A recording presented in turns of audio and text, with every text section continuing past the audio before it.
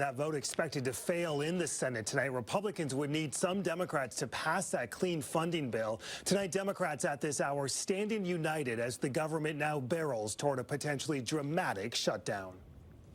We don't want it to shut down because we have the greatest period of time ever. Tonight, just hours from a looming government shutdown. Aren't you getting sick and tired of these government showdowns? The White House and Congress bracing for a potential dramatic blow. With that being said, we can do things during the shutdown that are irreversible, that are bad for them and irreversible by them, like cutting vast numbers of people out, cutting things that they like, cutting programs that they like. The U.S. Senate tonight with another 11th hour vote on the Republican bill that already passed the House that would fund the government through November 21st.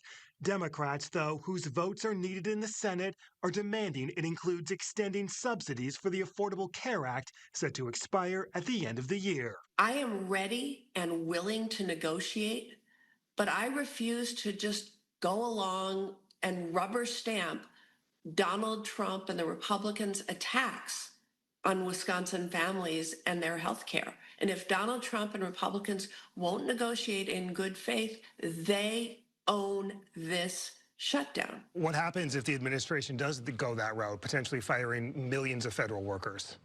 Well, we have a whole series of what ifs if we enter a federal government shutdown. I'm going to remain optimistic that in the final hours that remain, cooler heads prevail. If the government does shut down, there's a whole host of negative things that will happen to the American people. And we're going to be engaged in those conversations if, in fact, Democrats in the Senate force us to shut down.